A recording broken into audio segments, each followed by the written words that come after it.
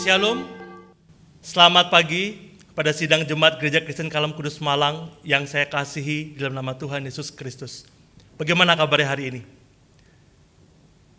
Walaupun kita semua bersama-sama beribadah di rumah masing-masing, tetapi kita tetap terus bersyukur kepada Tuhan untuk setiap kesempatan demi kesempatan yang masih Tuhan berikan kepada kita semua.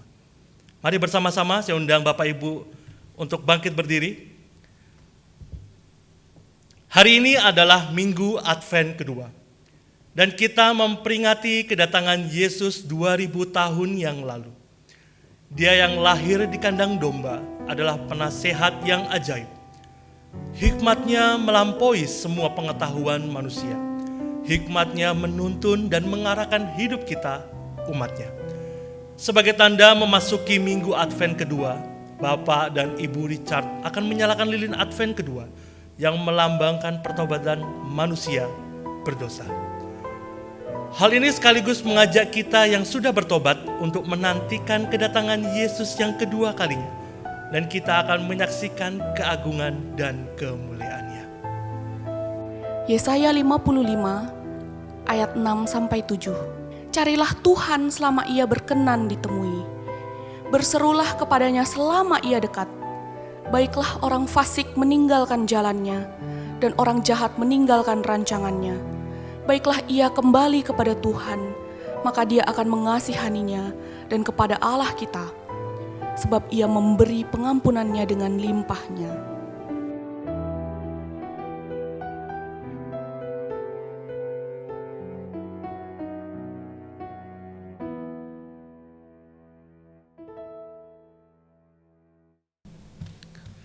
Jemaat sekalian, ibadah Minggu Advent kedua. Kita mulai di dalam nama Allah Bapa, Allah Anak, dan Allah Roh Kudus. Yakinlah bahwa pertolongan kepada kita adalah di dalam nama Tuhan yang menciptakan langit dan bumi dan yang tidak meninggalkan pekerjaan tangannya. Kasih karunia, rahmat, dan damai sejahtera turun atas kita semuanya. Amin.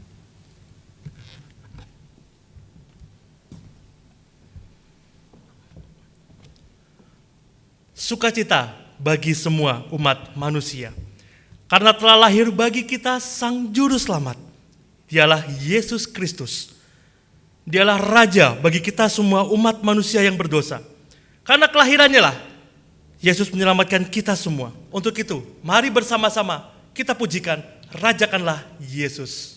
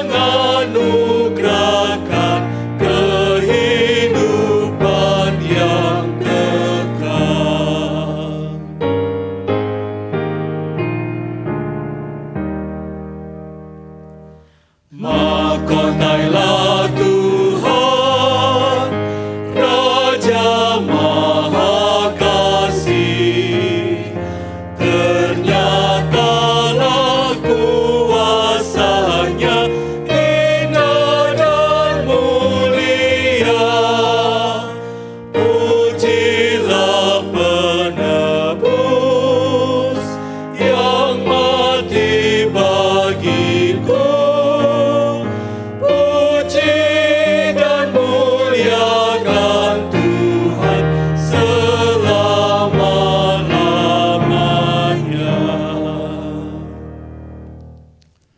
Mari bersama-sama kita tundukkan kepala kita masuk di dalam doa. Allah Bapa kami di surga Tuhan, pada pagi hari ini kami mengucap puji dan syukur akan kasih dan penyertaan-Mu sepanjang kehidupan kami. Terima kasih Tuhan untuk setiap kebaikan Tuhan yang masih kami rasakan sampai hari ini. Ini semua karena Tuhan tetap terus memperhatikan kami dan mengasihi kami sebagai anak-anak-Mu. Di tengah-tengah kehidupan yang kami rasakan Tuhan, kami pun juga mengalami yang membuat Tuhan sedih. Kami melakukan segala hal yang Tuhan larang dalam setiap kehidupan kami. Ampunilah kami Tuhan untuk setiap keberdosaan kami, baik yang kami lakukan secara tidak sengaja maupun juga secara sengaja. Terima kasih Tuhan untuk setiap pengampunan dosa yang Kau berikan kepada kami. Dan kami juga mengucap syukur Tuhan untuk ibadah pada pagi hari ini.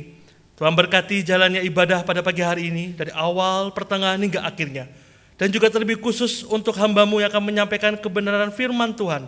Engkau tutup bungkus hamba-Mu ini secara luar biasa Tuhan, sehingga setiap firman Tuhan yang keluar dari mulut dan bibirnya bisa menjadi rema dalam setiap kehidupan pribadi kami. Terima kasih Tuhan Yesus, kami serahkan semua doa, ucapan syukur kami pada pagi hari ini, hanya dalam nama Tuhan Yesus Kristus, Juru Selamat kami yang hidup. Kami berdoa dan kami kembali mengucap puji dan syukur. Amin. Berita anugerah pada pagi hari ini diambil dari Mazmur 32 ayat 7 sampai 8. Engkaulah persembunyian bagiku terhadap kesesakan, Engkau menjaga aku. Engkau mengelilingi aku sehingga aku luput dan bersorak. Aku hendak mengajar dan menunjukkan kepadamu jalan yang harus kau tempuh. Aku hendak memberi nasihat, mataku tertuju kepadamu. Amin. Dengan tetap bangkit berdiri, mari bersama-sama kita mengikrarkan pengakuan iman kita. Pengakuan iman rasuli yang berbunyi demikian. Aku percaya kepada Allah, Bapa yang Maha Kuasa, Khalik langit dan bumi, dan kepada Yesus Kristus, anaknya yang tunggal Tuhan kita, yang dikandung dari Roh Kudus, lahir dari anak darah Maria, yang menderita sengsara di bawah pemerintahan Pontius Pilatus, disalibkan, mati dan dikuburkan, turun ke dalam kerajaan maut. Pada hari yang ketiga, bangkit pula dari antara orang mati, naik ke surga, duduk di sebelah kanan Allah, Bapa yang Maha Kuasa, dan dari sana Ia akan datang untuk menghakimi orang yang hidup dan yang mati. Aku percaya kepada Roh Kudus, gereja yang kudus dan am, persekutuan orang kudus, pengampunan dosa, kebangkitan tubuh, dan hidup yang kekal. Amin. Saya persilakan untuk jemaat duduk kembali. Sukacita akan kelahiran Yesus Kristus tidak hanya berkumandang di Indonesia, akan tetapi juga berkumandang di seluruh dunia. Menyambut akan kelahirannya dengan sorak-sorai. Untuk itu mari bersama-sama kita menyambut akan kelahirannya di dunia ini. Karena dengan kelahirannya maka umat manusia dipimpin. Serta kebenaran akan kasih-Nya dapat kita rasakan. Untuk itu mari bersama-sama kita pujikan dunia gemar dan soraklah.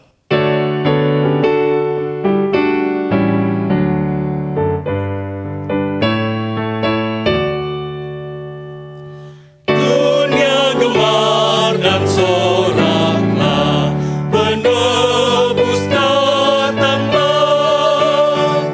Beri hatimu kepadanya, sekalian nyanyilah, sekalian nyanyilah, sekalian nyanyilah, sekalian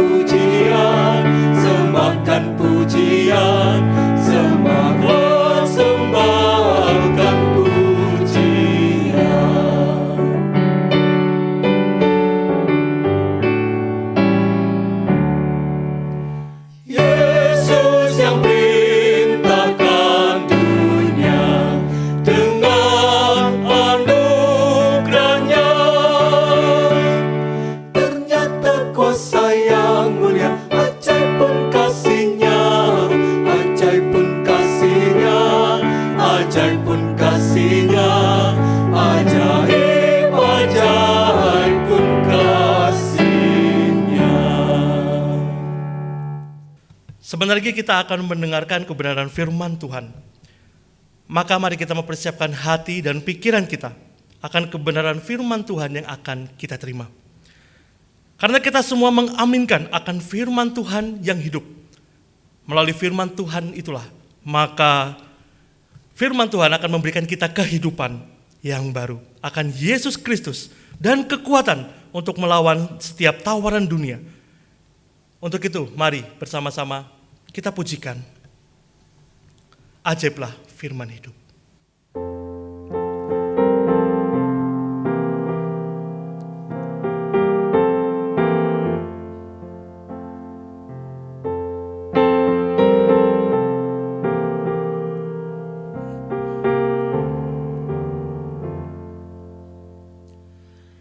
Nyanyikan lagu pujian tentang firman hidup. Nyatakanlah keindahan dari firman hidup. Firman hidup dan indah, kuatkanlah imanku. Firman indah, firman ajaib, firman memberi hidup. Firman indah, firman ajaib, firman memberi hidup. Kristus yang telah diurapi, memberi firman hidup. Orang berdosa dengarlah suara firman hidup yang memberi kelepasan dan membawa ke surga. Firman indah, firman ajaib, firman memberi hidup. Firman indah, firman ajaib, firman memberi hidup.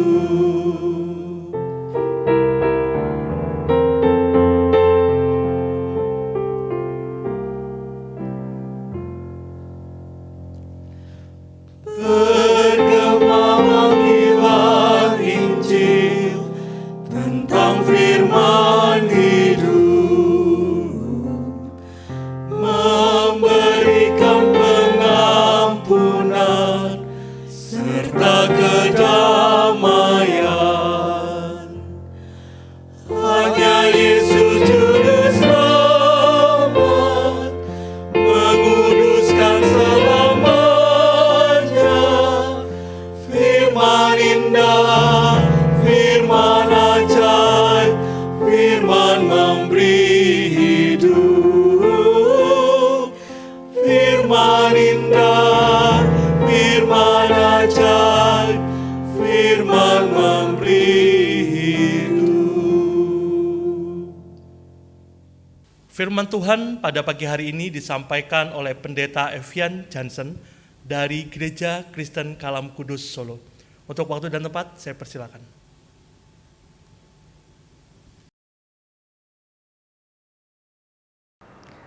Shalom Bapak Ibu Saudara yang terkasih di dalam Tuhan. Mari sebelum kita akan merenungkan firman Tuhan, kita bersama-sama berdoa terlebih dahulu.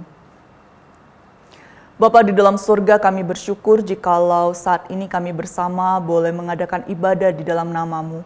Tuhan, biarlah Engkau yang boleh berkenan atas setiap puji-pujian yang sudah kami naikkan. Biarlah nama-Mu saja yang boleh kami permuliakan.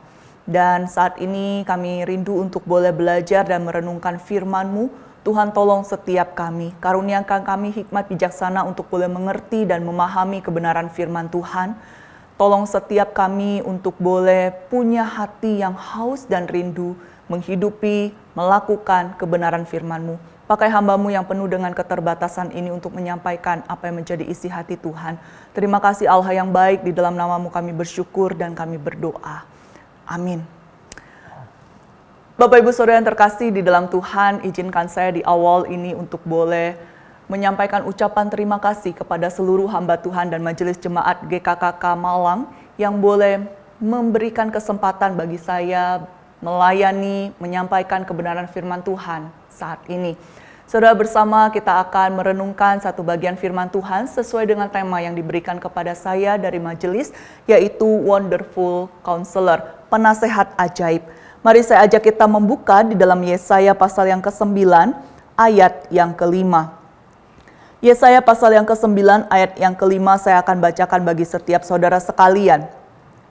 Sebab seorang anak telah lahir untuk kita, seorang putra telah diberikan untuk kita, lambang pemerintahan ada di atas bahunya, dan namanya disebutkan orang, penasehat ajaib, Allah yang perkasa, Bapa yang kekal, Raja damai. Saudara, Alkisah ada dua orang sahabat yang saya beri nama Budi dan Pujo. Maafkan jikalau ada di antara Bapak Ibu Saudara yang memiliki nama yang sama, tidak ada kesengajaan maksud di dalamnya.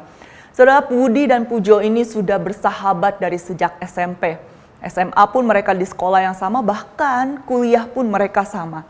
Namun ketika mereka sudah bekerja, berumah tangga, mereka mulai jarang sekali berinteraksi, jarang sekali berkomunikasi. Karena kesibukan pekerjaan tentunya dan juga keluarga mereka masing-masing. Namun sampai suatu hari, saudara, Budi dan Pujo ini bertemu. Karena sudah sekian lama tidak bertemu, maka banyak sekali yang mereka ceritakan satu dengan yang lainnya. Budi bertanya kepada Pujo bagaimana keluarganya, bagaimana pekerjaannya, bagaimana kehidupannya.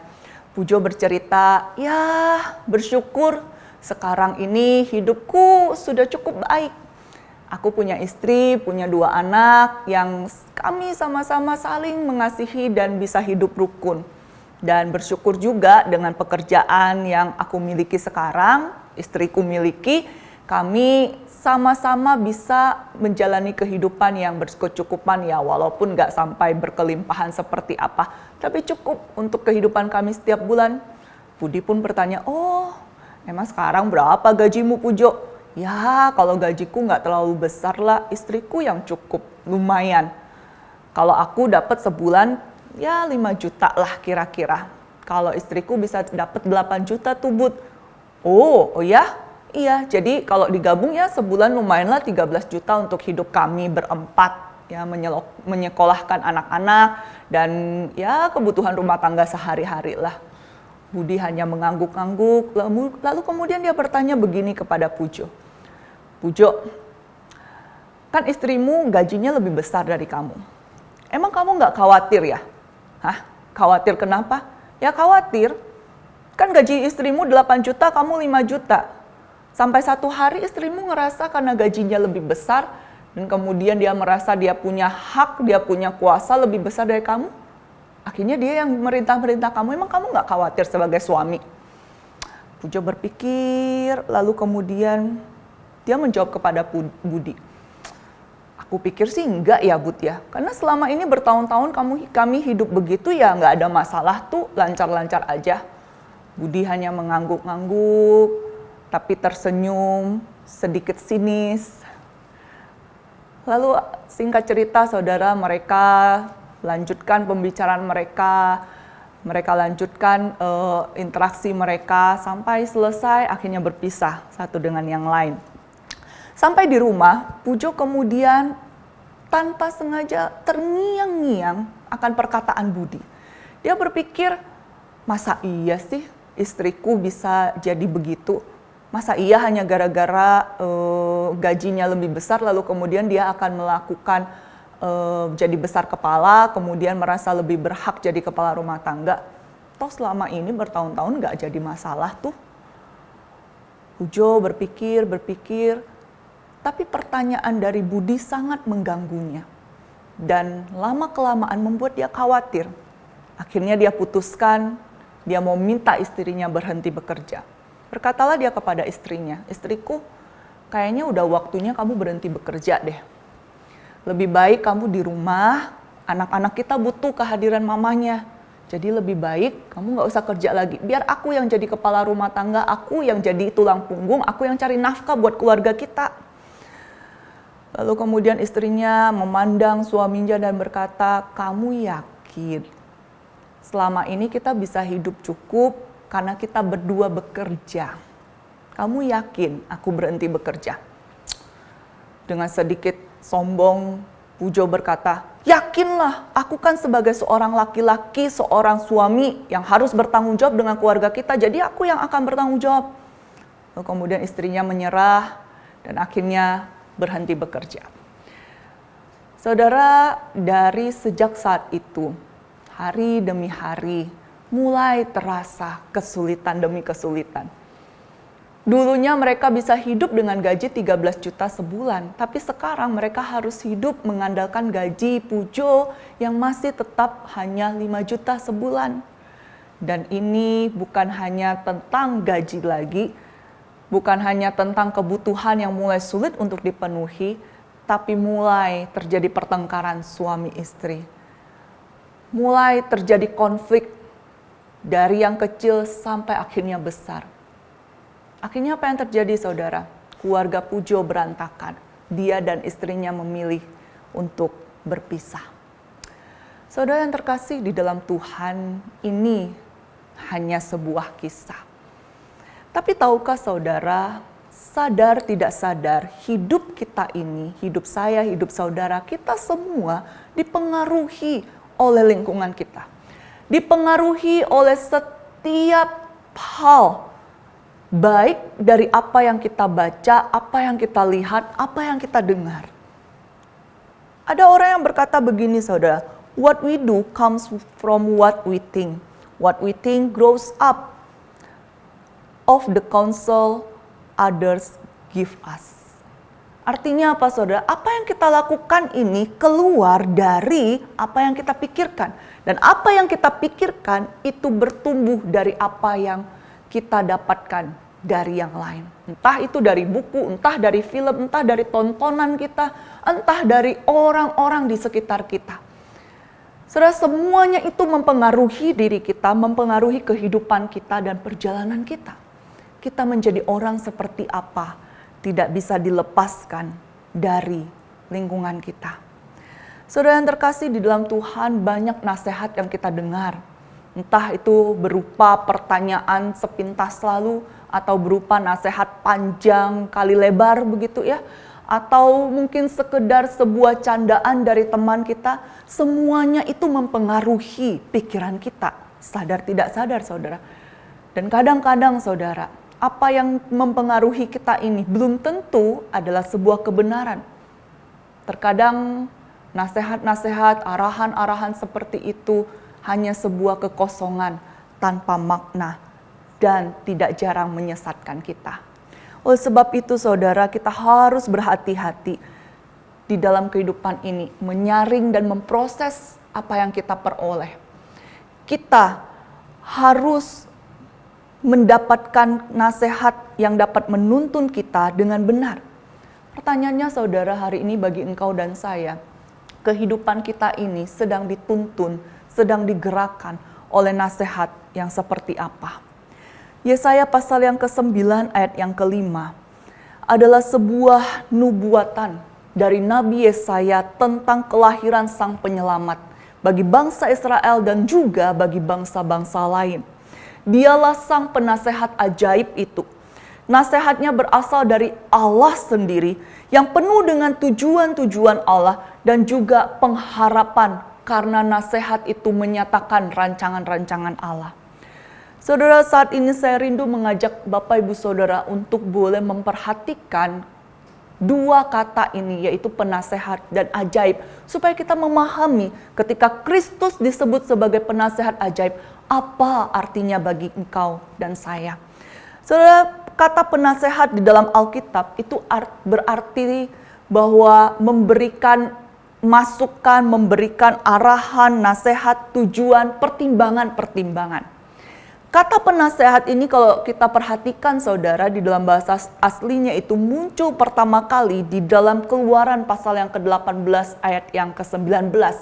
Ini adalah kisah tentang bagaimana Yitro mertua dari Musa ini memberikan nasihat kepada Musa. Ketika dia melihat bagaimana Musa begitu kesulitan untuk memimpin bangsa Israel, memberikan pertimbangan-pertimbangan kepada bangsa Israel, menjadi hakim bagi bangsa Israel. Oh saudara, tidak mudah satu pemimpin menuntun jutaan umat. Lalu kemudian Yitro memberikan masukan kepada Musa. Jauh lebih baik bagi Musa untuk bisa memilih orang-orang terpercaya yang memang berhikmat untuk boleh mewakili Musa per suku itu menjadi hakim bagi mereka. Jikalau ada masalah-masalah yang terlalu berat tidak bisa mereka putuskan, maka itu bisa dibawa kepada Musa. Saudara, ini adalah sebuah pertimbangan nasihat yang diberikan oleh Yitro berdasarkan pengalamannya. Musa sebagai seorang pemimpin tentu dia nggak punya kewajiban untuk mengikuti nasihat dari Yitro. Tapi Musa ketika mempertimbangkannya, dia mengikuti nasihat itu. Sangat berbeda saudara ketika kita melihat di dalam 1 Raja-Raja pasal yang ke-12, kisah tentang Raja Rehabeam. Rehabeam adalah seorang raja yang menggantikan ayahnya Salomo. Dia punya ayah yang sangat berhikmat. Tapi nyatanya di tangan Rehabeam, kerajaan Israel yang besar itu terpecah dua. Saudara, dikatakan dalam kisah ini ketika Rehabeam naik menjadi raja, datanglah rakyat kepada Rehabeam meminta keringanan supaya pekerjaan mereka diringankan. Lalu kemudian Rehabeam berkata, pergilah kalian nanti kembali lagi.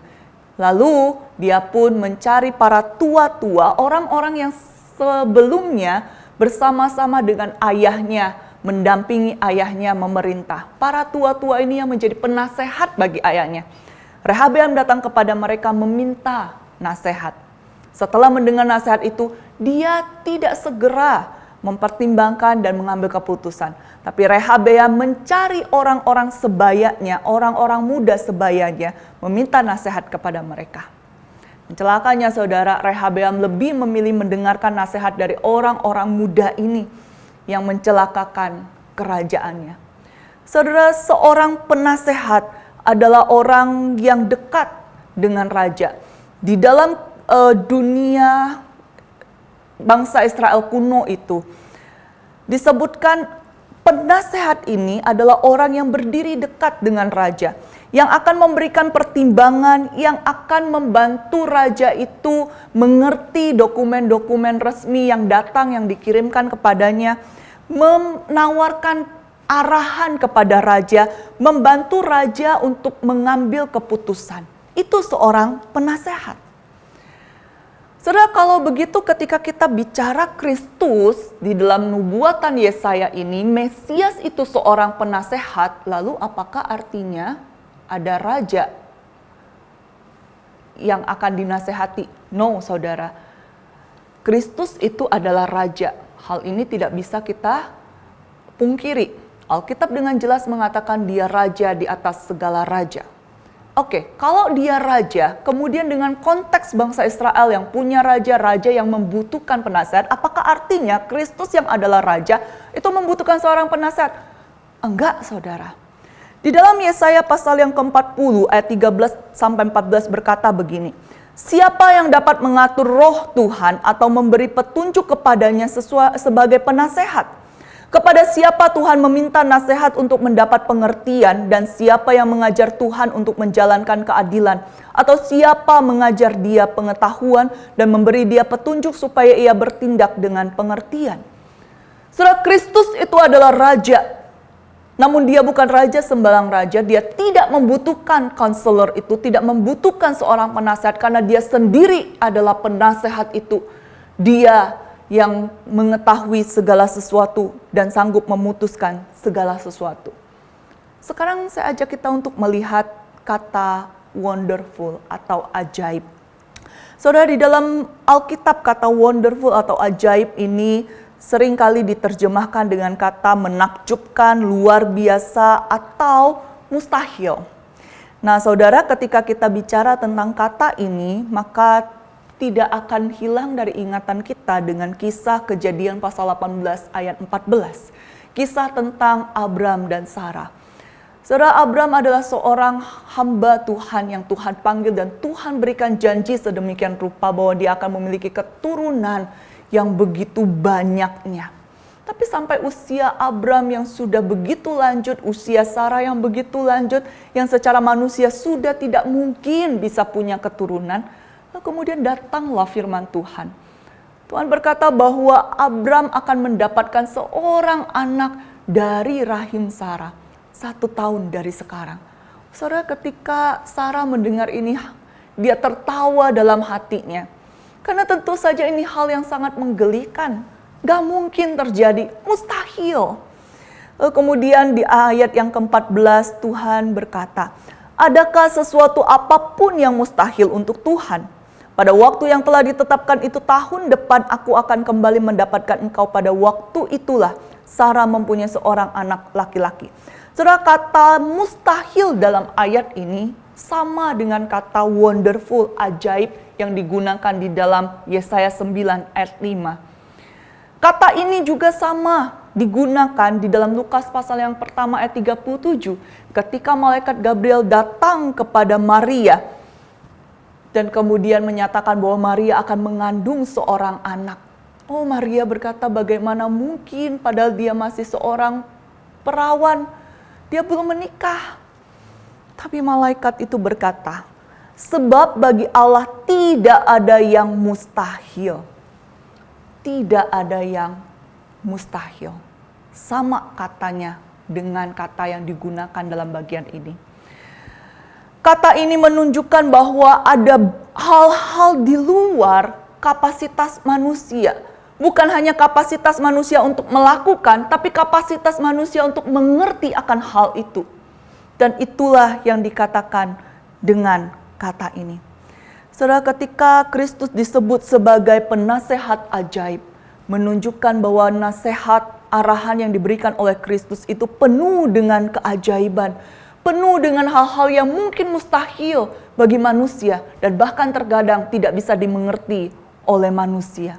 Namun itulah Kristus Sang Mesias. Pertanyaannya saudara, kenapa Kristus disebut sebagai penasehat ajaib? Saudara, Yesus Kristus itu adalah penasehat ajaib karena dia menyatakan kepada manusia, kepada dunia tentang rancangan Allah yang agung dan mulia. Rancangan Allah yang digenapkan di dalam dirinya. Di dalam diri Kristuslah rancangan Allah untuk mengampuni dosa umat manusia dan memberikan hidup itu dinyatakan.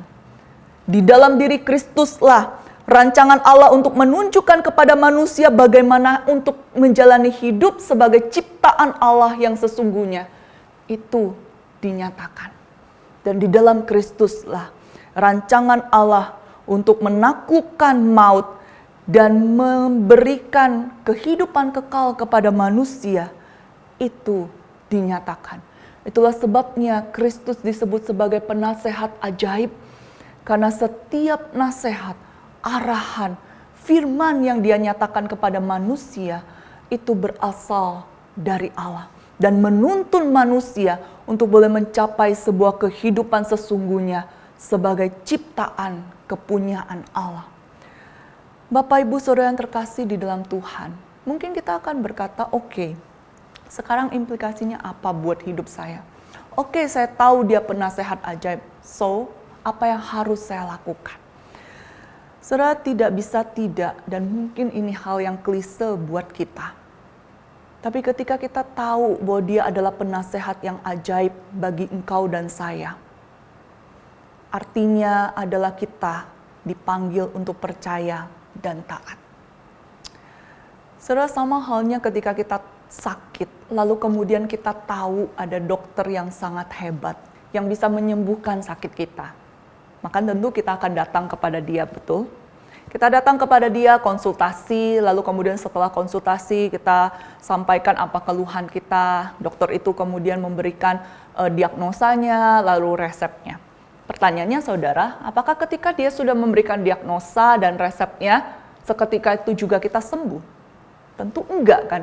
Kita harus pergi menebus resep itu, minum obat itu, kemudian menaati nasihat dari dokter, boleh makan ini, nggak boleh makan itu, harus istirahat seperti ini, harus olahraga seperti itu. Mungkin itu nasihat-nasihat yang diberikan.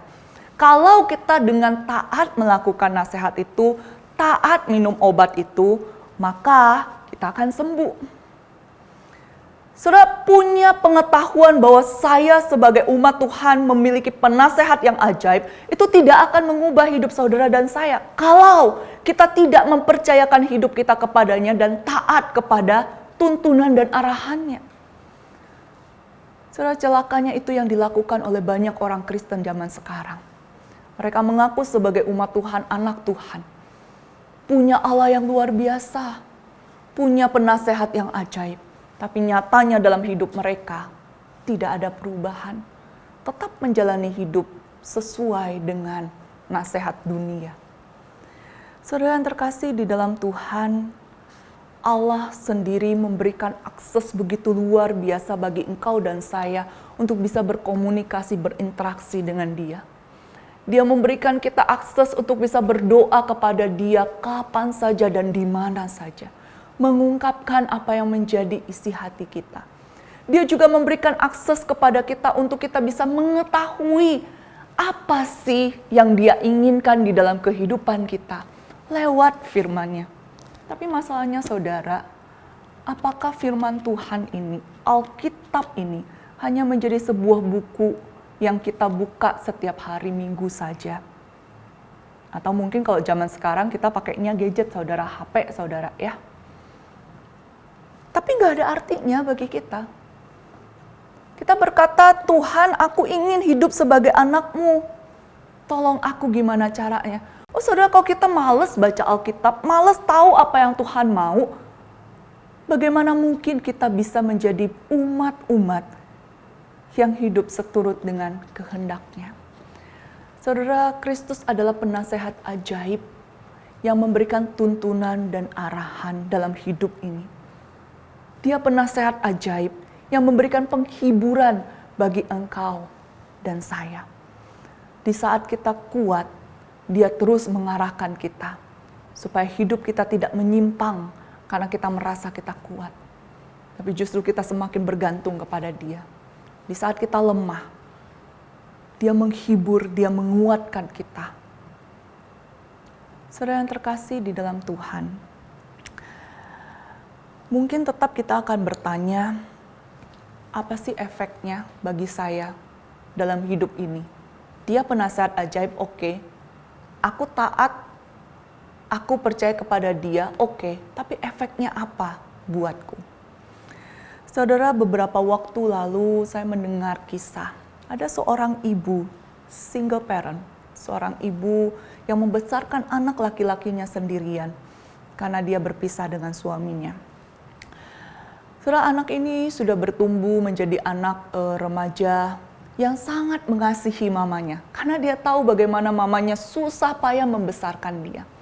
Tapi hingga satu hari, saudara, ada satu masa di dalam kehidupan anak ini.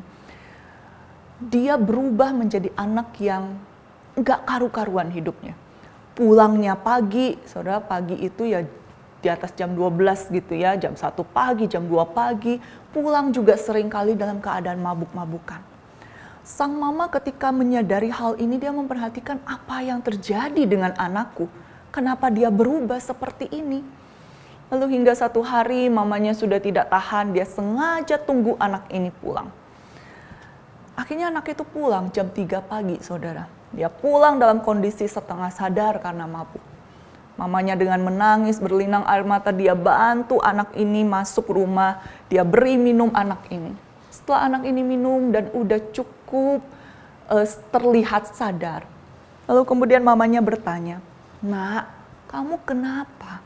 Kenapa hidupmu sekarang gak karu-karuan?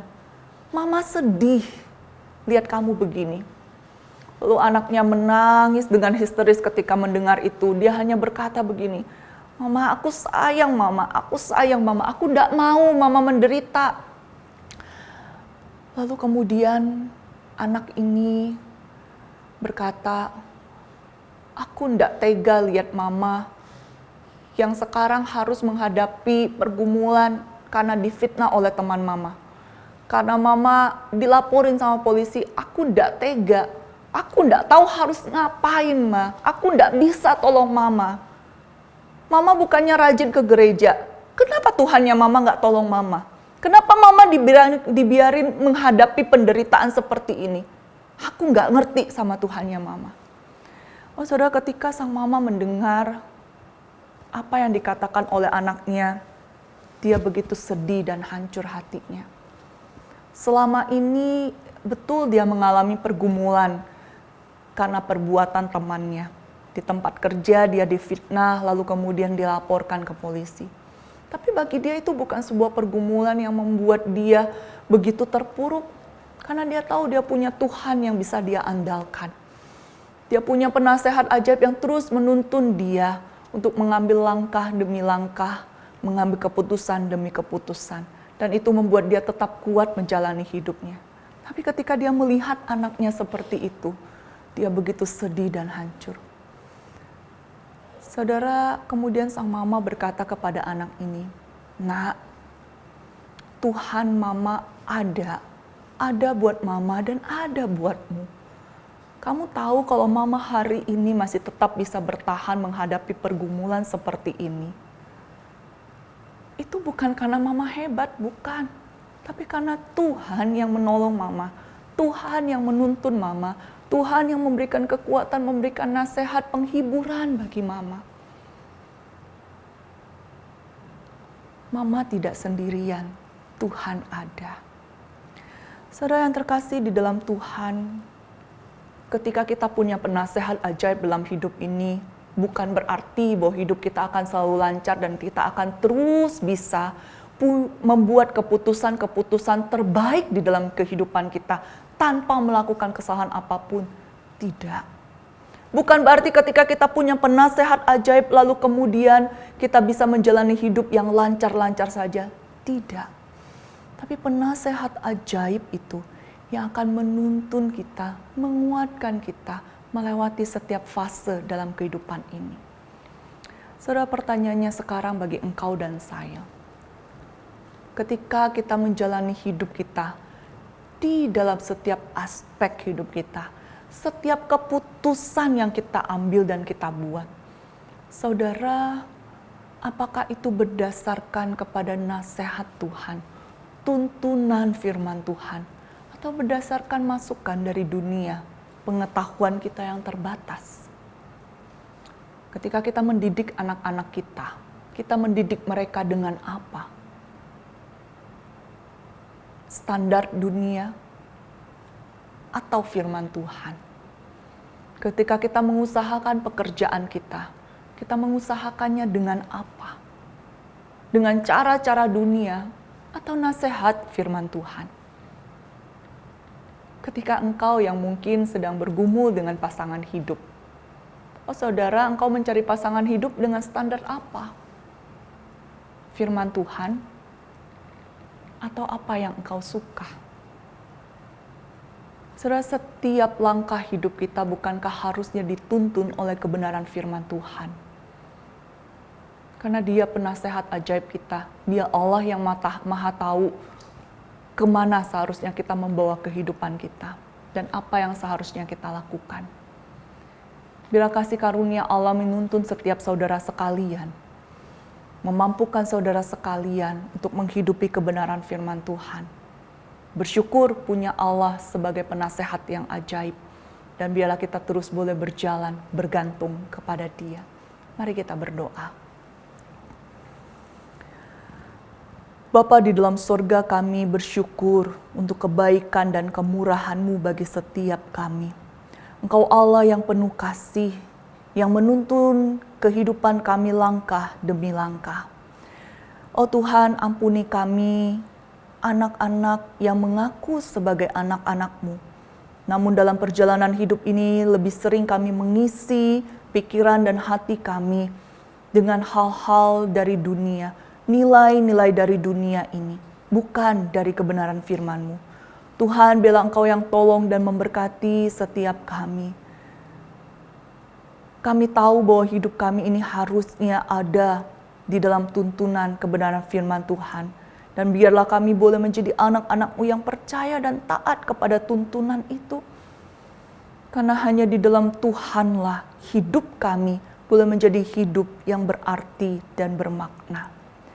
Oh Tuhan, hamba serahkan seluruh jemaat-Mu yang ada di Gereja Kristen Kalam Kudus Malang. Tuhan yang terus menuntun mereka. Pergumulan demi pergumulan yang mungkin saat ini sedang mereka hadapi. Yang tidak mudah. Tapi Allah, penasehat ajaib itu, boleh menuntun mereka melewati setiap pergumulan itu, mengambil keputusan-keputusan yang mungkin tidak mudah dan mungkin terlihat mustahil, tapi Allah yang akan memampukan mereka. Terima kasih Allah yang baik. Di dalam nama Tuhan kami Yesus Kristus kami berdoa. Amin.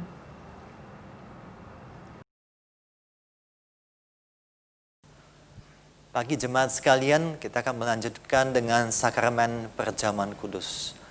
Kita mengenang kembali akan karya Tuhan di atas kayu salib untuk menebus, menyelamatkan kita semuanya.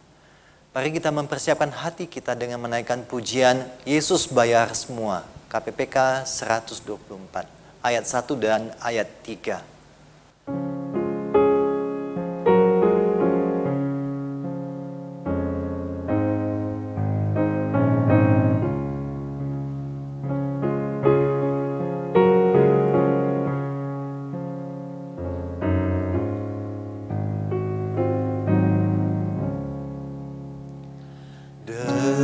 Dengarlah sabdanya, kau yang tak berdaya, datanglah kepadanya, kau tak dapat sentosa.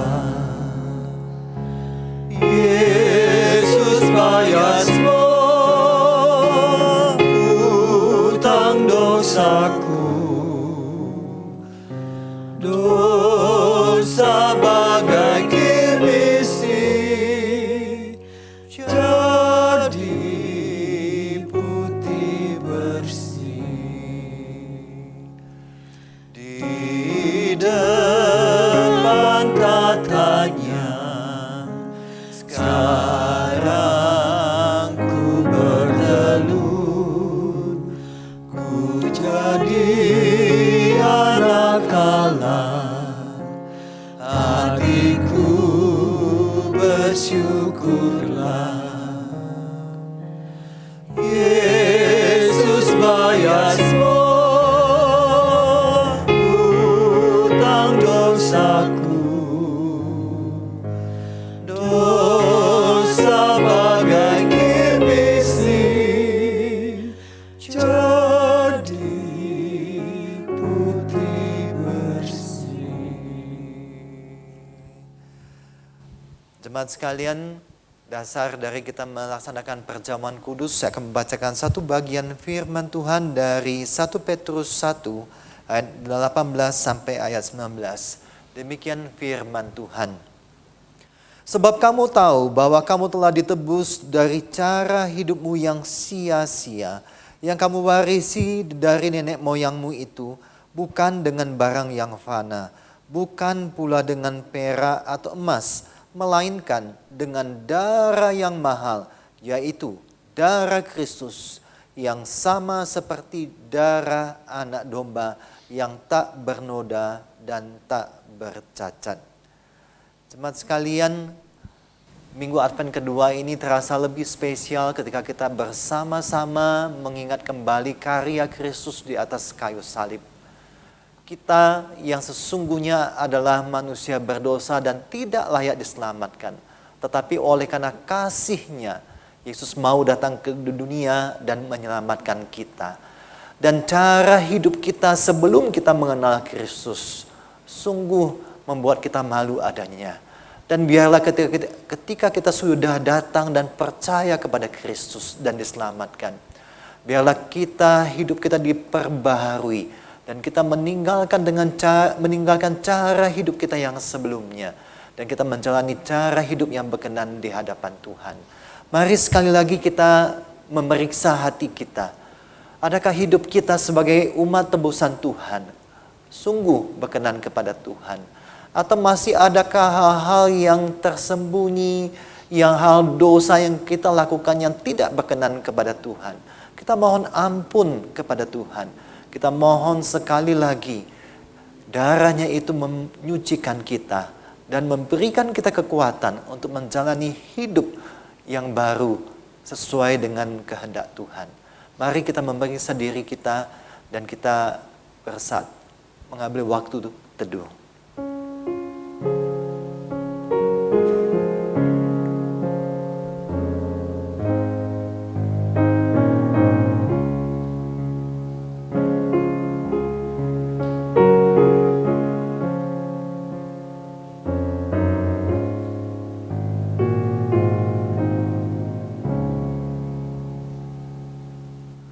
Ya Tuhan, kami sungguh menyadari sebagai anak-anak Tuhan, kami terkadang masih hidup menuruti keinginan kami.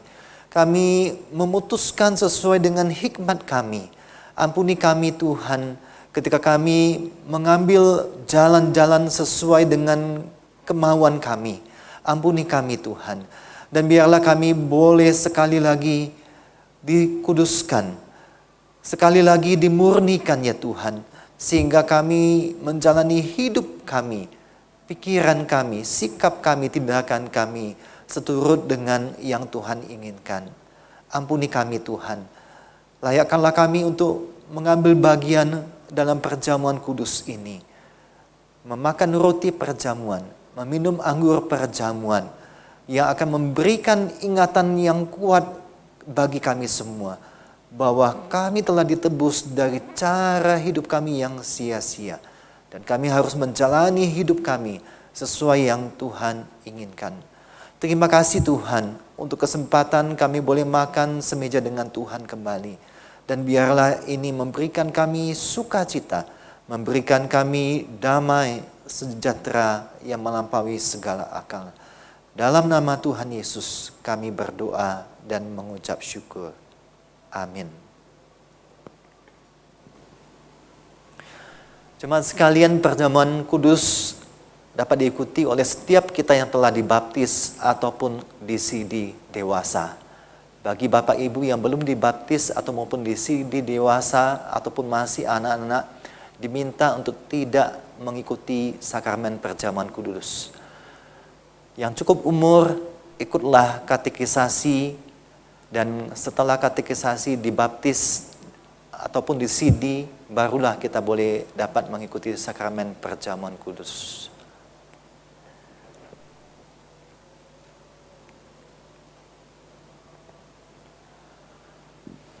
Pada malam Tuhan diserahkan, Ia mengambil roti dan memecah-mecahkannya dan berkata, "Inilah tubuhku yang dipecahkan bagimu. Perbuatlah ini untuk menjadi peringatan akan aku."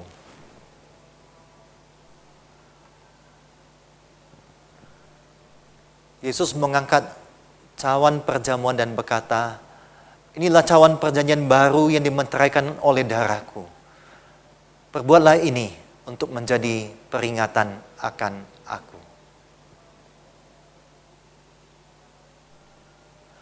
Kepada kepala keluarga atau orang yang dituakan, dapat bersama-sama dapat membagikan kepada setiap anggota keluarga yang akan mengikuti sakramen perjamuan kudus ini. Dipersilakan.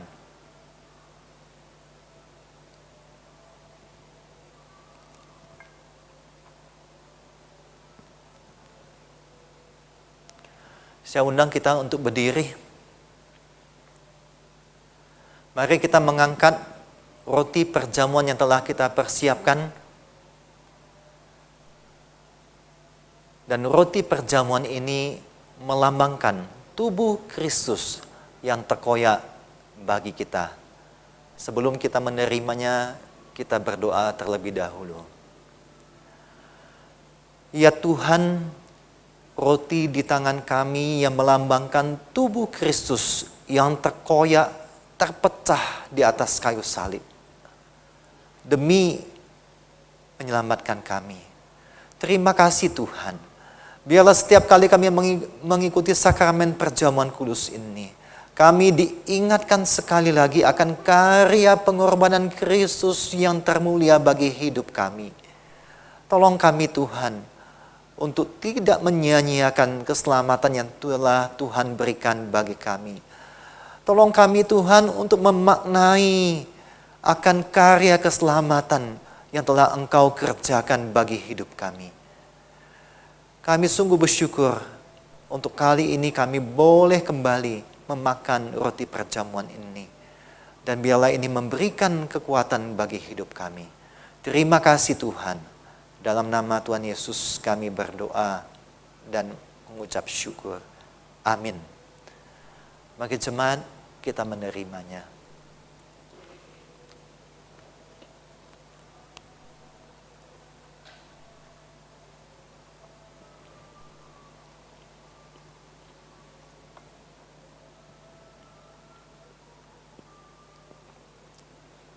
Dengan sikap tetap berdiri, mari kita memegang cawan perjamuan yang telah kita persiapkan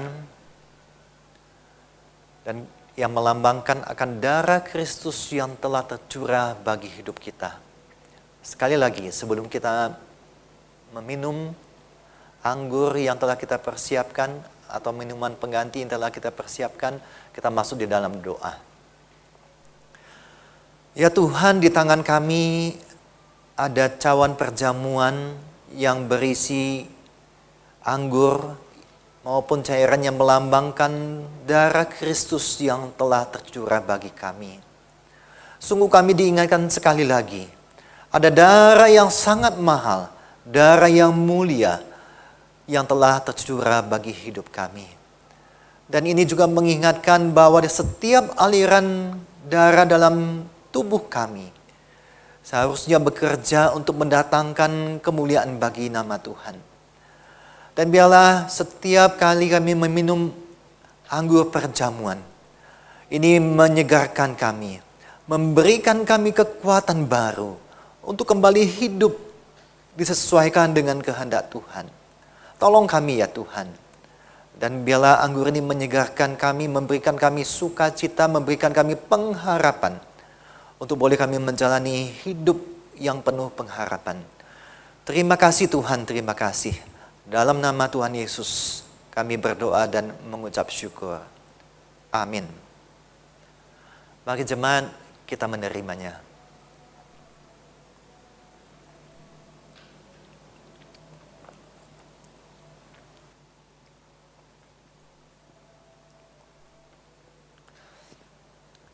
Kita berdoa sekali lagi. Ya Tuhan, hati kami sungguh bersyukur ketika kami boleh mengikuti sakramen perjamuan kudus. Kami diberikan pengampunan.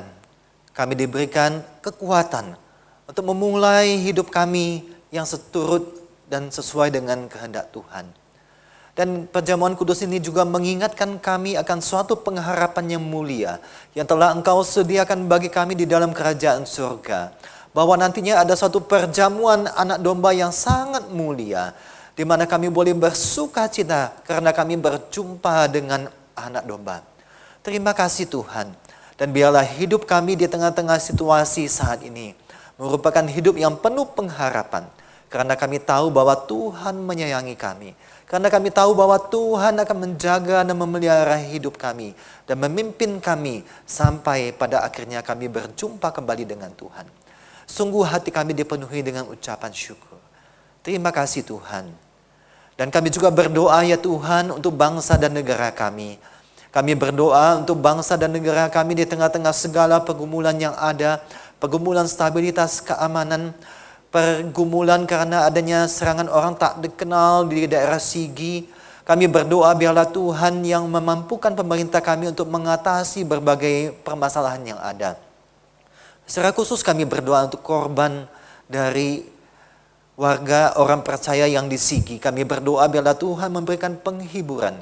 Tuhan boleh memberikan kekuatan. Dan Tuhan boleh terus memberikan iman tertuju hanya kepada Tuhan di tengah-tengah situasi yang ada. Kami juga berdoa pemerintah melalui aparat kepolisian maupun aparat tentara untuk dapat memberikan keadilan kepada warga yang mengalami korban, yang menjadi korban pada peristiwa tersebut. Ya Tuhan, kami juga berdoa untuk upaya pemerintah untuk mengatasi naiknya angka COVID di beberapa tempat. Kami berdoa untuk beberapa kepala daerah yang mengalami COVID-19 ini. Kami berdoa biarlah Tuhan yang boleh memberikan anugerah pemulihan. Kami berdoa masih banyak pasien-pasien COVID-19 yang berjuang untuk kesembuhan. Biarlah Tuhan yang boleh terus menyatakan kehendak Tuhan pada mereka.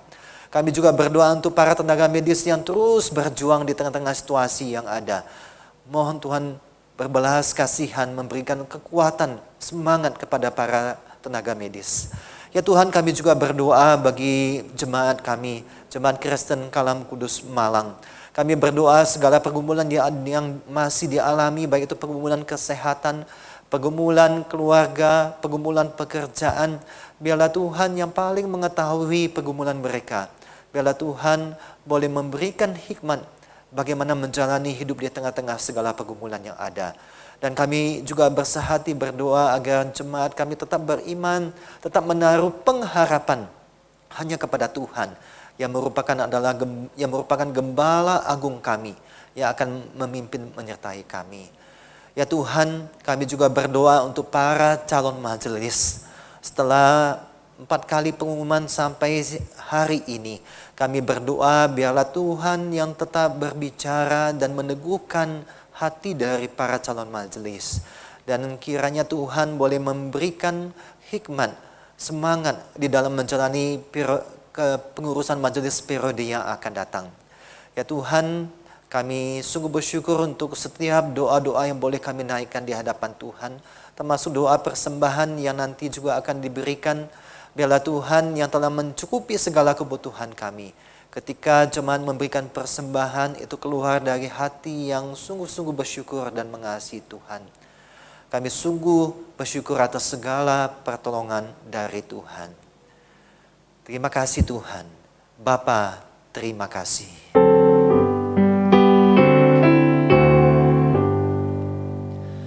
Bapa, terima kasih. Bapa, terima kasih. Bapa di dalam surga, puji terima kasih.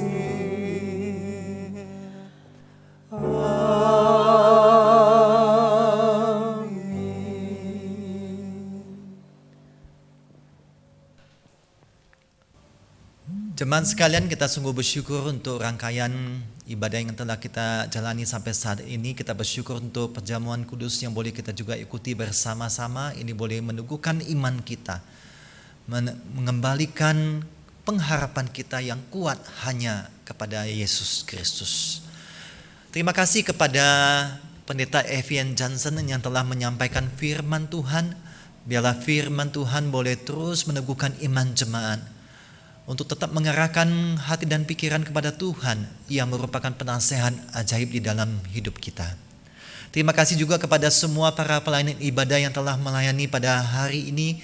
Kiranya Tuhan boleh terus memberikan sukacita kepada kita di dalam melayani Raja di atas segala raja. Persembahan dapat kita berikan baik berupa persembahan rutin, dan seperti biasa di awal bulan kita memberikan persembahan persepuluhan maupun persembahan aksi peduli COVID-19, dan bila persembahan ini boleh dipakai bagi pekerjaan Tuhan melalui gereja ini. Persembahan dapat diberikan melalui scan QR code maupun melalui transfer, ataupun melalui Bapak Ibu, Oma Opa dapat mengumpulkan selama sebulan dan nanti dapat mengantarkan ke gereja. Dan biarlah persembahan ini keluar dari hati kita yang mengasihi Tuhan. Selanjutnya kita akan menyaksikan warta tayang. Shalom jemaat sekalian, setelah ibadah ini akan ada fellowship online yang dapat diakses melalui aplikasi Zoom pada pukul 7:30 pagi. Sesuai dengan arahan tata gereja, Gereja Kristen Kalam Kudus tentang pemilihan majelis, maka dengan ini diumumkan nama-nama calon majelis Jemaat GKKK Malang periode tahun 2021 sampai 2023 sebagai berikut. Bapak Budianto, Ibu Dahlia, Ibu Vivi Ananto, Ibu Ira Natalia, Ibu Velan, Saudari Linda Veronica, Ibu Wulan, Ibu Nita Irawati, Ibu Padma Kumalawati, Ibu Rakmawati Suryajaya, Saudari Ruth Damianti, Bapak Santoso Sutejo, Bapak Subur Parianto, Bapak Soleman Wibowo, Bapak Widu Namata. Pengumuman ini akan disampaikan sampai tanggal 6 Desember 2020. Jemaat diharapkan mendoakan nama-nama calon majelis di atas. Jika ada jemaat yang menaruh keberatan atas pencalonan nama-nama di atas, dapat menyampaikannya kepada Majelis GKKK Malang melalui surat resmi. Surat dinyatakan resmi jika disertai nama, alamat, nomor telepon, tanda tangan, dan alasan yang jelas. Surat keberatan diterima paling lambat tanggal 6 Desember 2020. GKKK Malang akan mengadakan Natal Peduli yang diselenggarakan besok pada tanggal 7 Desember 2020 bertempat di Jalan Semeru nomor 30 pada pukul 8 pagi. Kebaktian doa streaming Selasa 8 Desember 2020 akan dilayani oleh Evangelis Yosef Gunawan. Kebaktian doa akan dimulai pada pukul 6 sore dan dapat diakses di YouTube channel GKKK Malang. Pembicara ibadah streaming minggu depan, tanggal 13 Desember 2020, akan dilayani oleh Evangelis Yohanes Tan, dan ibadah youth akan dilayani oleh Evangelis Yehezkiel Hartanto. Ibadah streaming minggu depan dapat diakses di YouTube channel GKKK Malang, dan ibadah umum yang pertama ditayangkan di Malang TV pada pukul 6 pagi, dan disiarkan di radio RRI frekuensi 91,5 FM pada pukul 7:30 pagi. Mohon dukungan doa bagi pelayanan di gereja kita. Selamat hari Minggu, Tuhan Yesus memberkati.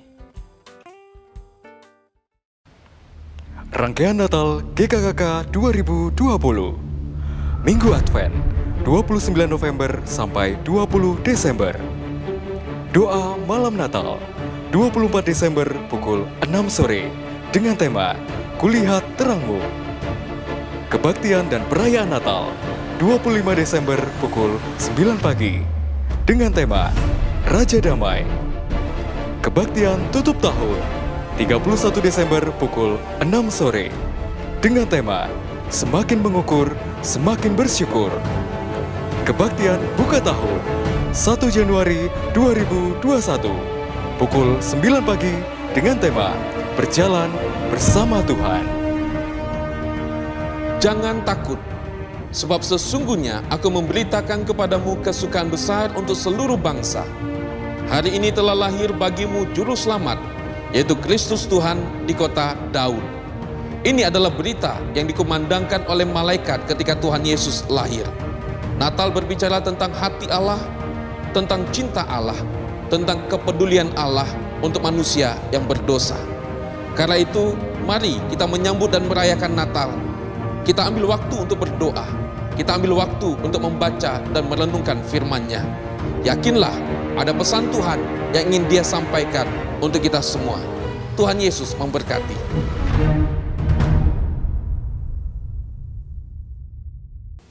Jemaat sekalian, tolong dukung terus di dalam doa bagi calon majelis yang telah diumumkan dan terakhir pada hari ini diumumkan. Dan kiranya jikalau tidak ada surat keberatan yang sah, maka Bapak Ibu calon majelis dapat melayani sebagai pengurus majelis di periode yang akan datang. Dan sebagaimana kita ketahui bersama bahwa Bapak Wali Kota kita, Bapak Sutiaji, terkena COVID-19, mari kita terus dukung di dalam doa bagi pemulihan Wali Kota kita, dan doakan juga untuk setiap warga dan kita semua supaya kita boleh tetap mawas diri. Di tengah-tengah kejenuhan kita yang mungkin dialami karena pembatasan yang cukup lama ini, tetapi kita tetap boleh waspada untuk memperhatikan protokol kesehatan, jaga kebersihan dan kesehatan diri kita, dan kiranya jaga hati kita untuk terus meminta pertolongan dan penyertaan dari Tuhan. Demikian pengumuman pada hari ini, saya undang kita semua untuk berdiri dan kita akhiri dengan menaikkan pujian doksologi.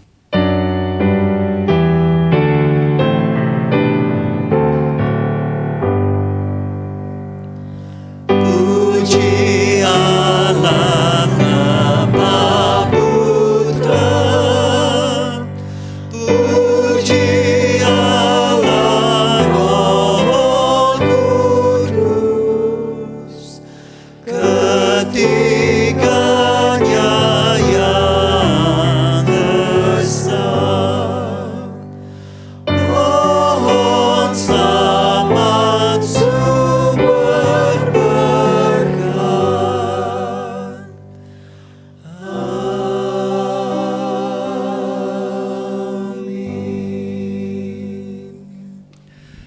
Jemaat yang dikasihi oleh Tuhan dan yang mengasihi Tuhan, jadilah jemaat yang mengandalkan penasehat ajaib di dalam hidup kita, dalam mengambil keputusan-keputusan di dalam hidup kita, agar sejalan dengan kehendak Tuhan.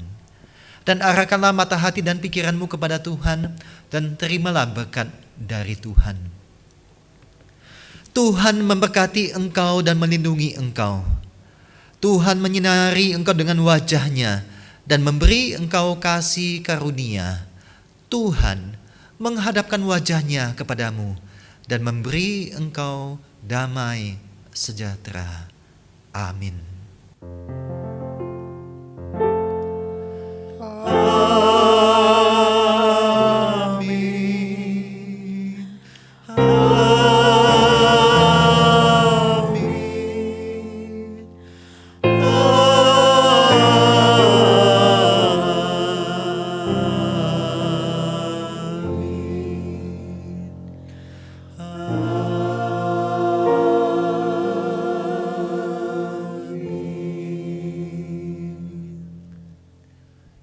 Ibadah kita selesai, silakan mengambil saat teduh.